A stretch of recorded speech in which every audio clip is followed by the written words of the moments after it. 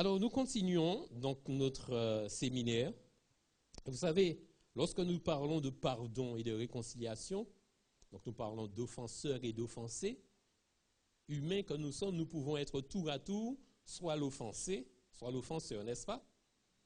Bien. On va commencer ce soir en faisant un petit rappel de ce que nous avons vu hier. Nous avons vu hier que le pardon est inconditionnel, n'est-ce pas? Et qu'il est basé sur l'amour. L'amour d'ailleurs est inconditionnel, n'est-ce pas? Bien. Qui peut offrir le pardon? L'offenseur ou l'offensé? L'offensé, n'est-ce pas? Seul l'offensé peut offrir le pardon. Très bien. Le pardon, avons-nous dit, guérit qui?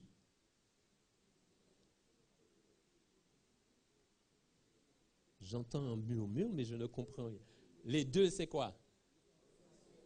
L'offensé et l'offenseur. D'accord? C'est un remède qui peut guérir à la fois l'offensé et l'offenseur. D'accord?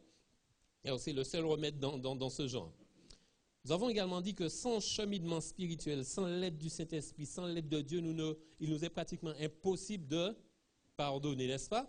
C'est pourquoi nous avons besoin d'expérimenter le pardon de Dieu afin d'être capables de pardonner, n'est-ce pas?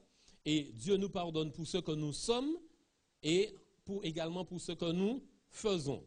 Donc, pour pouvoir être en mesure de pardonner, il nous faut d'abord recevoir pleinement, expérimenter le pardon de Dieu. Et c'est pourquoi, hier après-midi, nous avons vu commencer à entreprendre une série d'étapes qui va nous mener à cela. Nous en avons vu 3 hier. Quelles étaient ces 3 étapes-là?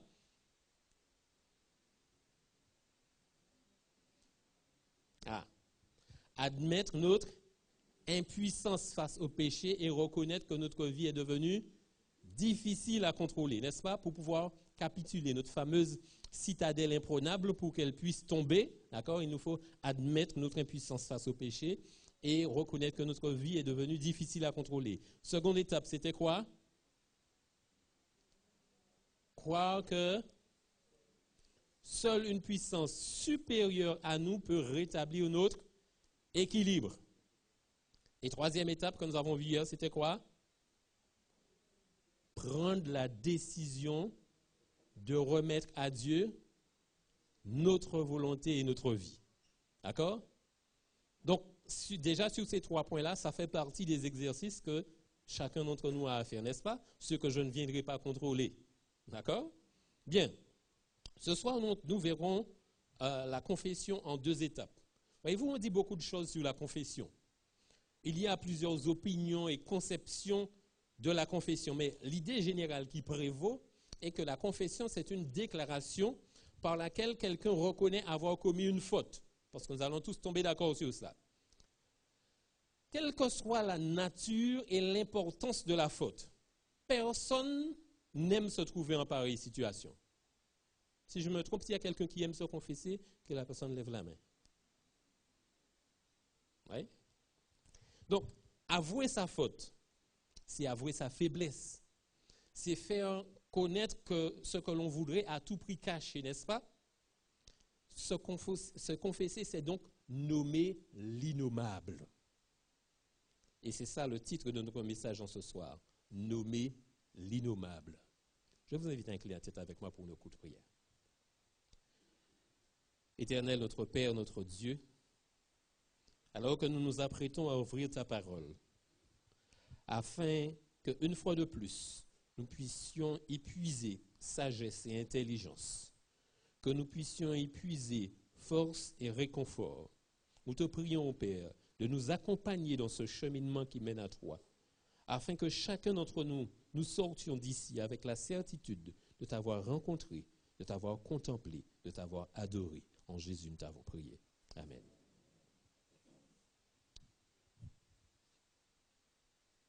Étape numéro 4, nous avons fait un examen rigoureux et un courageux inventaire moral de nous-mêmes.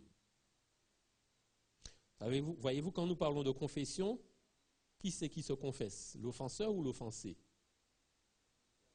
L'offenseur, n'est-ce pas? C'est lui qui confesse. D'accord?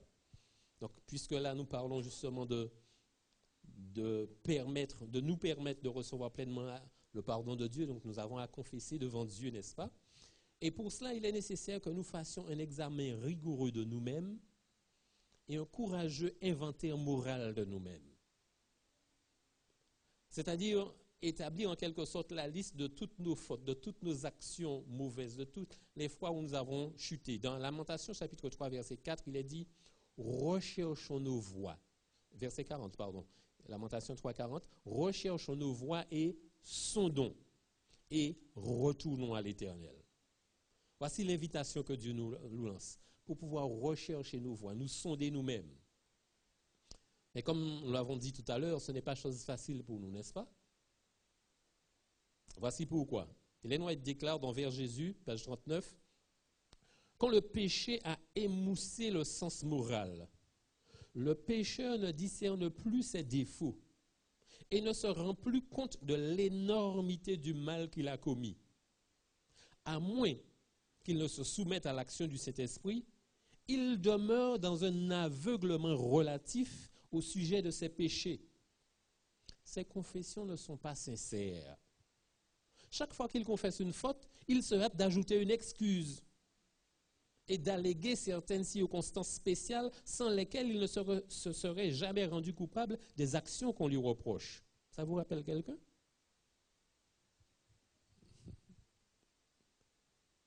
On se confesse, mais on se hâte d'ajouter des excuses, des circonstances atténuantes. C'est parce que c'est à cause de...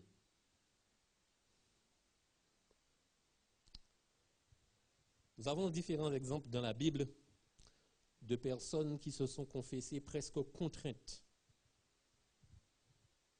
Balaam, Akan, Ésaü.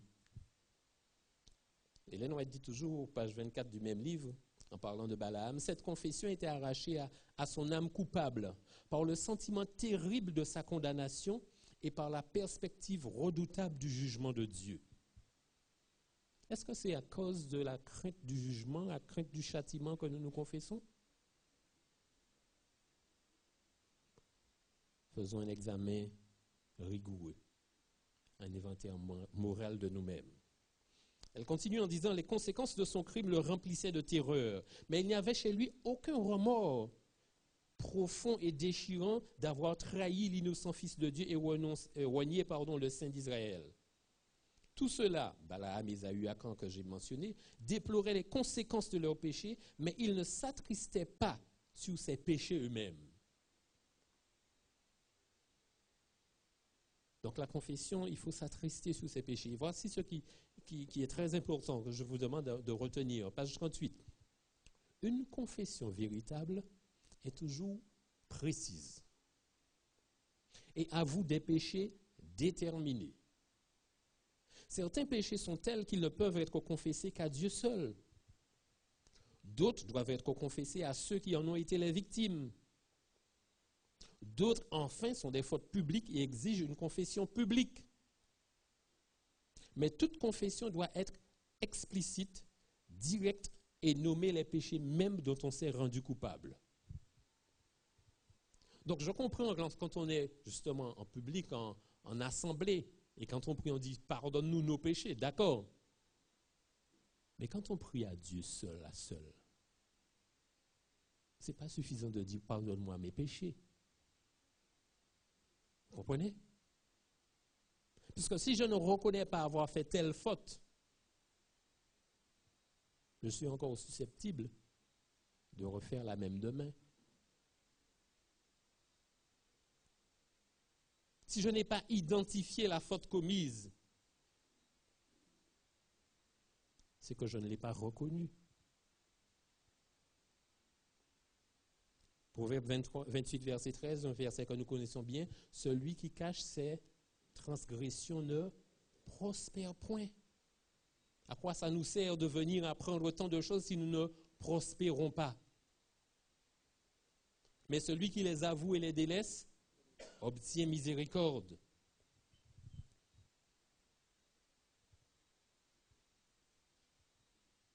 Vers Jésus toujours, page 37. Les conditions auxquelles Dieu accorde sa miséricorde sont simples, justes et raisonnables. Le Seigneur ne demande pas de nous des choses pénibles en retour du pardon de nos péchés, comme certains le croient ou certains le font croire. Nul besoin d'entreprendre de longs et durs pèlerinages ou de se soumettre à des mortifications pour gagner la sympathie de Dieu, la sympathie du Dieu des cieux, ou expier nos transgressions. La Bible déclare simplement celui qui les avoue et les délaisse obtient miséricorde. Si on pouvait obtenir le pardon par des pèlerinages, par des mortifications, etc., le pardon serait mérité, n'est-ce pas? Il ne serait plus sur la base de l'amour. Donc cet inventaire, cet examen, nous avons à le faire avant justement d'arriver à l'étape de la confession. Savoir exactement quelle faute ai-je commise. Et c'est pourquoi, voyez-vous, que nous aurons constamment besoin de nous confesser. Parce qu'il se pourrait que les fautes que j'ai confessées aujourd'hui, en progressant avec Dieu, je vais me rendre compte qu'il y en avait d'autres que j'avais omises. Et je vais devoir les confesser. Et plus je me rapproche de Dieu, plus j'aurai à reconnaître comment j'ai mal agi. Vous savez, s'approcher de Dieu, c'est comme si on mettait un tissu blanc à la lumière. Vous voyez, si je prends un drap blanc et que je le mets là, je vais peut-être voir qu'il est propre. Et si je mets plus de lumière et en le mettant là comme ça, je dis, tiens, mets une tache là. Et jusqu'à ce que je le mette au soleil de midi, je verrai encore qu'il y a des taches. Plus la lumière est éclatante, plus je verrai proprement, n'est-ce pas? Mais c'est comme ça avec Dieu. Plus je me rapproche de Dieu, plus je me vois tel que je suis. Et plus je me vois tel que je suis, plus j'ai des choses à confesser. Jusqu'à ce que nous atteignions la stature parfaite de Christ. Deuxième étape de la confession. Nous avons reconnu devant Dieu, devant nous-mêmes et devant les autres, la nature exacte de nos fautes. Donc après avoir fait l'inventaire, je passe à l'étape de la confession proprement dite. C'est-à-dire, je me confesse à Dieu, je me confesse à celui que j'ai offensé, et bien sûr, devant moi-même, puisque j'ai reconnu, n'est-ce pas? Nous avons un bel exemple de confession. Hier, en débutant notre séminaire, je vous ai lu le psaume 109, n'est-ce pas? Écrit par David. Nous voyons comment il était vindicatif. Vous savez, ce n'est pas parce qu'une chose est écrite dans la Bible qu'on doit forcément faire ce qui est écrit. Tout ce qui a été écrit, il a été comment? Pour notre instruction. C'est pour nous faire comprendre que David était un homme comme nous-mêmes. Il lui arrivait d'errer lui aussi. Vous savez, certaines personnes, parfois justement, prennent des psaumes pour faire du mal à autrui. D'ailleurs, vous savez comment j'ai connu ce psaume-là? À un certain moment, j'étais en quelque part, je ne dirai pas où, et puis il y avait quelqu'un justement que dans la communauté dans laquelle nous nous trouvions, on n'aimait pas tellement. Un jour, quelqu'un a pris de la craie, a écrit sur un tableau qu'un autre prenne sa charge et que sa femme soit veuve. C'est comme ça que nous avons su que cela a été écrit dans la Bible, en utilisant la parole de Dieu. Donc je disais, ce n'est pas parce que c'est écrit dans la Bible qu'il faut nécessairement faire la même chose. Si vous avez un exemple à prendre de la Bible, prenez les bons exemples. Et le psaume que nous allons utiliser ce soir est un bon exemple, le psaume 51, qui nous montre comment David, justement, s'est confessé. C'était pour une autre faute, mais c'est après avoir commis sa faute avec Bathsheba et avoir fait assassiner son mari que Nathan était venu le voir. Voilà ce qu'il déclare. Ô Dieu, aie pitié de moi dans ta bonté. Selon ta grande miséricorde, efface mes transgressions. Lave-moi complètement de mon iniquité et purifie-moi de mon péché. Car je reconnais mes transgressions et mon péché est constamment devant moi. J'ai péché contre toi seul et j'ai fait ce qui est mal à tes yeux, en sorte que tu seras juste dans ta sentence, sans reproche dans ton jugement. Voici, je suis né dans l'iniquité et ma mère m'a conçu dans le péché. Mais tu veux que la vérité soit au fond du cœur. Fais donc pénétrer la sagesse au-dedans de moi. Purifie-moi avec l'hysope et je serai pur. Lave-moi et je serai plus blanc que la neige. Annonce-moi l'allégresse et la joie, et les eaux que tu as brisées se réjouiront. Détourne ton regard de mes péchés, efface toutes mes iniquités. Ô Dieu, crée en moi un cœur pur. renouvelle en moi un esprit bien disposé. Ne me rejette pas loin de ta face, ne me retire pas ton Esprit Saint. Rends-moi la joie de ton salut et qu'un esprit de bonne volonté me soutienne. J'enseignerai tes voies à ceux qui les transgressent et les pécheurs reviendront à toi. Ô Dieu, Dieu de mon salut, délivre-moi du sang versé et ma langue célébrera ta miséricorde. Seigneur, ouvre mes lèvres et ma bouche publiera ta louange. Si tu eusses voulu des sacrifices, je t'en aurais offert, mais tu ne prends point plaisir aux holocaustes. Les sacrifices qui sont agréables à Dieu, c'est un esprit brisé. Ô Dieu, tu ne dédaignes pas un cœur brisé et contrit. Répands par ta grâce tes bienfaits sur Sion. Bâtis les murs de Jérusalem. Alors tu agréeras des sacrifices de justice, des holocaustes et des victimes tout entières. Alors on offrira des taureaux sur ton autel.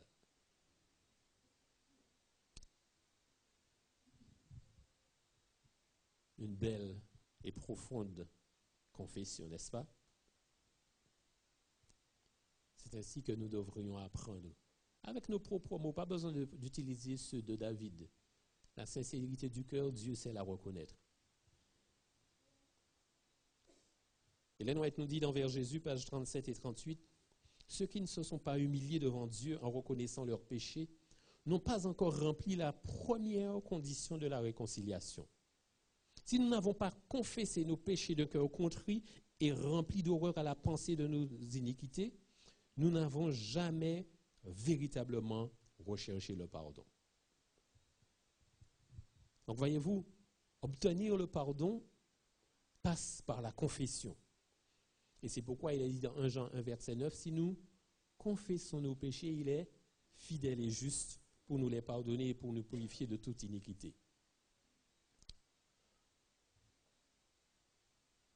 Je vais conclure en disant quelques mots, et puis je vais permettre à ce qu'on puisse échanger comme hier, parce qu'il m'a semblé, parce qu'il y a certains qui attendaient justement ce soir, qu'il semblait qu'on voudrait bien l'échange. Donc on va échanger quelque peu. Alors, à propos de la confession, voilà ce que nous pouvons dire en conclusion. Voyez-vous, le pardon ne se réclame pas. Confesser, ce n'est pas pour réclamer le pardon. Non. Aucun fautif ne peut exiger d'être pardonné parce qu'il s'est confessé. Par la confession, qu'est-ce qui se passe? Le fautif reconnaît sa faute et il en prend la pleine responsabilité. Il démontre ainsi qu'il est prêt à en assumer toutes les conséquences. La confession, ce n'est donc pas un billet pour acheter le pardon, c'est plutôt un billet pour recevoir son châtiment. Parce que rappelez-vous, le pardon, il est comment? Inconditionnel. Et il est basé sur l'amour. Si la confession pouvait déclencher le pardon ne serait plus inconditionnel. La confession relève de la justice, pas de l'amour. En effet, le fautif, en reconnaissant sa faute, admet avoir enfreint la loi. Parce que c'est une faute, c'est une infraction à la loi. Et toute infraction à la loi doit être punie. Sinon, la loi n'a plus de force et elle n'a plus de raison d'être. Si la loi dit de ne pas faire quelque chose et que quelqu'un fait ce qui est interdit et que cette personne n'est pas punie, à la longue, la loi n'aura plus de force ni de raison d'être. On va la ranger dans un placard. Donc la confession n'est pas, comme certains le pensent, un stratagème pour échapper à la punition. On fait ce qu'on a à faire et puis après on va se confesser et puis c'est bon. Non. Celui qui pardonne n'efface pas la punition. Il paie à la place du coupable. Et je reprends cela. Celui qui pardonne n'efface pas la punition, il paie à la place du coupable. Ainsi, la punition est toujours effectuée parce que quelqu'un d'autre a payé. C'est pourquoi la confession ou celui qui se confesse ne saurait exiger de la victime qu'elle paie à la place du coupable. C'est pourquoi la confession ne peut exiger le pardon. Et c'est pourquoi le pardon ne dépend exclusivement que de la victime. et qu'elle répond à une logique de justice, elle ne répond pas, du moins le pardon ne répond pas à une logique de justice, il ne répond pas à une logique de justice, mais plutôt à une logique d'amour, comme nous l'avons déjà dit.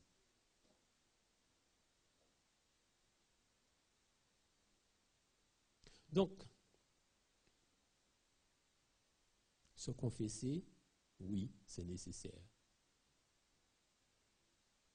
Mais se confesser ne veut pas dire qu'automatiquement, surtout en ce qui nous concerne. Quand il s'agit de Dieu, nous savons que Dieu nous a déjà tous pardonnés, on l'a déjà dit, n'est-ce pas? Mais lorsqu'il s'agit d'humain à humain, lorsque je confesse ma faute à mon prochain, je ne devrais pas m'attendre à ce que automatiquement il me pardonne.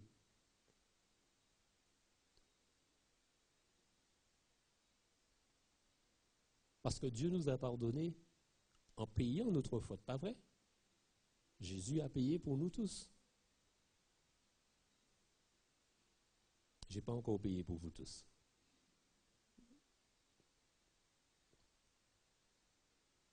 Je suis aussi, moi, en chemin. D'accord?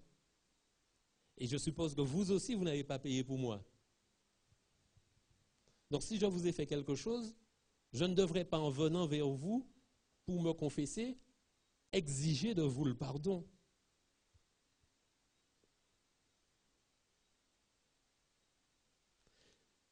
La confession, c'est simplement reconnaître sa faute, assumer ses responsabilités. Et puis on verra après. Et c'est en cela que la confession, justement, elle est sincère. Vous vous rappelez ce que nous avons lu tout à l'heure dans le psaume 51, ce que David disait? « Si tu eusses voulu des sacrifices, je t'en aurais offert. » Mais n'est-ce pas Dieu qui avait demandé de faire des sacrifices quand on avait péché? Alors comment est-ce que David dit à Dieu, « Si tu voulais des sacrifices, je t'en aurais donné. »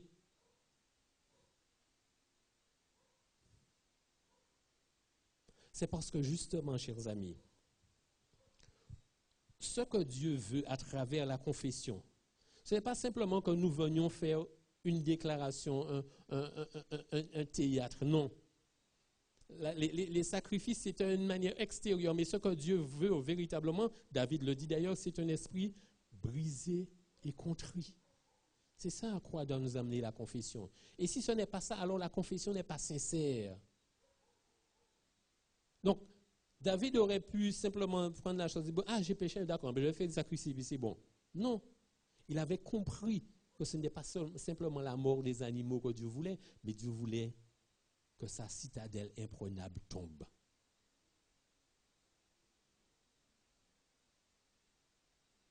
Et c'est pourquoi certains qui se confessent n'obtiennent pas le pardon, parce que la confession n'est pas sincère. On n'est pas prêt à assumer les conséquences de ce que l'on a fait. On cherche des excuses, des circonstances atténuantes pour rejeter la faute sur autre chose ou autrui. Alors, en ce qui concerne la confession, donc nous avons deux étapes, nous avons dit. La première, nous avons fait un examen rigoureux et un courageux inventaire moral de nous-mêmes. D'accord? Donc on va mettre ça au singulier. J'ai fait un examen rigoureux et un courageux inventaire moral de moi-même. Je crois que j'ai mal dit ça. Je n'aurais pas dû dire j'ai fait. Je fais. D'accord? Parce que c'est quelque chose que nous devons faire constamment, n'est-ce pas? On va reprendre cela. Je fais un examen rigoureux et un courageux inventaire moral de moi-même. D'accord? Et ça, on doit le faire aussi souvent que nécessaire. La deuxième étape, nous avons reconnu devant Dieu, devant nous-mêmes et devant les autres la nature exacte de nos fautes.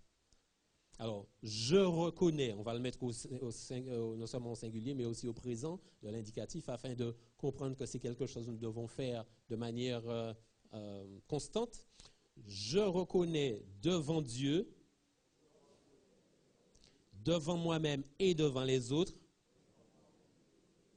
la nature exacte de mes fautes. Bien. Alors, je vais rappeler les deux engagements que nous venons de prendre. Je fais un examen rigoureux et un courageux inventaire moral de moi-même. Et je reconnais devant Dieu, devant moi-même et devant les autres, la nature exacte de mes fautes. Comme je l'ai dit, c'est un exercice que je vous invite à faire. Un exercice que je ne vais pas corriger, bien sûr. Et que vous allez présenter à qui? À Dieu et à qui d'autre? À ceux que vous avez offensés. Nous allons avoir à revenir sur ce point en particulier un peu plus tard dans la semaine. Mais il est déjà bon de se préparer mentalement à cela, n'est-ce pas? Pour l'instant, arrêtons-nous peut-être sur la première partie, faire l'examen rigoureux et le courageux inventaire moral. Voyez-vous, si, comme je l'ai dit au début, apprendre des choses c'est bien, connaître des choses c'est bien, comprendre les choses c'est mieux, mais les mettre en pratique, c'est ce qui compte. Et c'est là qu'intervient le changement. Si à la fin de cette semaine, nous la terminons comme nous l'avons commencé, à quoi cela nous aura-t-il servi de venir tous les soirs ici?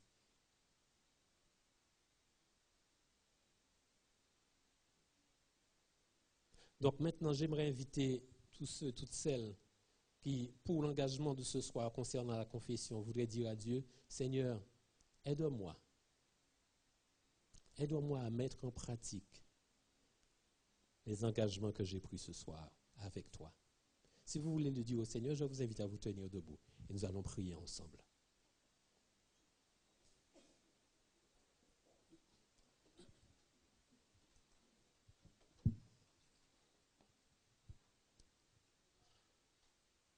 Seigneur éternel, nous reconnaissons ce soir que tu as parlé à nos cœurs. Depuis hier où nous avons commencé cette série d'études sur le pardon et la réconciliation, tu nous as interpellés à bien des moments. Et à chaque fois, nous comprenons un peu mieux, nous comprenons un peu plus où tu veux nous faire parvenir. Nous reconnaissons, Père, que la tâche n'est pas facile pour nous, humains et pécheurs que nous sommes. Il nous est difficile de nommer l'innommable. Il nous est difficile de reconnaître les fautes que nous avons commises. Il nous est difficile de les présenter à ceux que nous avons offensés. Père éternel, nous réclamons ce soir ta présence dans nos cœurs, ta présence dans nos vies. Nous voulons, ô Père, nous soumettre à toi, afin que tu puisses nous faire nous tenir debout, nous faire avancer, nous faire ouvrir la bouche, nous faire prononcer les paroles qui nous libéreront et feront de nous tes enfants plus sincères, plus vrais et plus fidèles. Nous reconnaissons, ô Père, toutes nos erreurs passées et à tes pieds nous les déposons. Reçois-nous, accepte-nous, conduis-nous, guide-nous et renvoie-nous libres au nom de Jésus et pour ta gloire. Amen.